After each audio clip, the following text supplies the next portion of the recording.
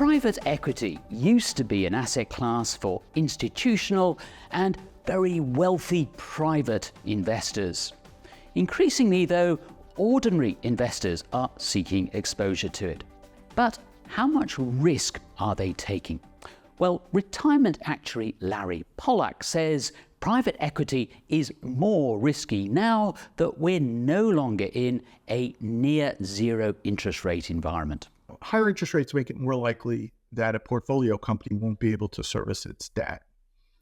And the portfolio companies tend to have a lot of debt. I mean, part of the playbook is to is to load these companies up with a fair amount of debt, much more so than you would see in like publicly traded companies. I mean, publicly traded companies have debt as well, but you're going to see a lot more of it in these types of companies. So with higher interest rates, that means they have to pay more interest. That makes it more difficult for them to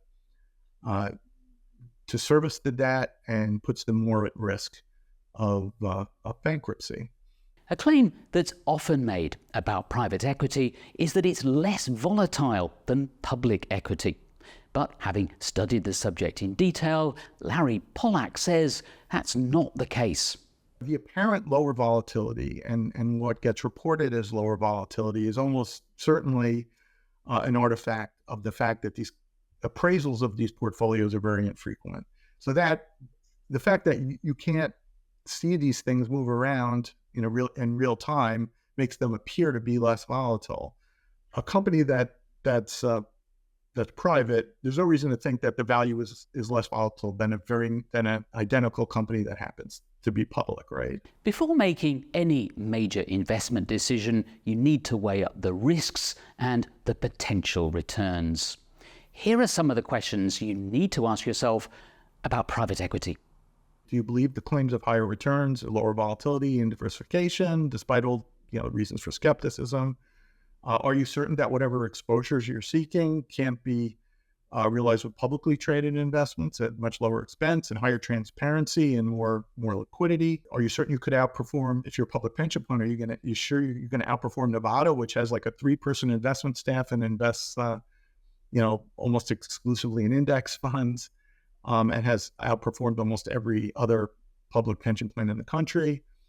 Given the difference between top and bottom quartile performers, why do you think you can identify the top quartile future performers instead of the bottom quartile performers? None of this really should be taken as investment advice, but certainly for myself and based on my research, I wouldn't do it myself, and I wouldn't advise anyone else to do it either. Another consideration is the timescale of investing in private equity. It could be at least another 10 years before you know how well or otherwise your investment has performed. The ultimate success of a fund typically isn't known, for 10 or more years after the initial investment. And that 10 years is often longer than the future tenure of the people who make the decision to invest in a particular fund. So it's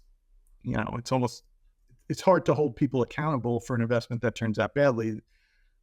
So they can make all kinds of claims when they make the investment, but the way it ultimately turns out, they may be on to something new, or maybe they've retired or whatever. If in doubt, you should always seek professional advice. If necessary, deliberately seek out conflicting advice. Private equity is not an investment you should enter into lightly.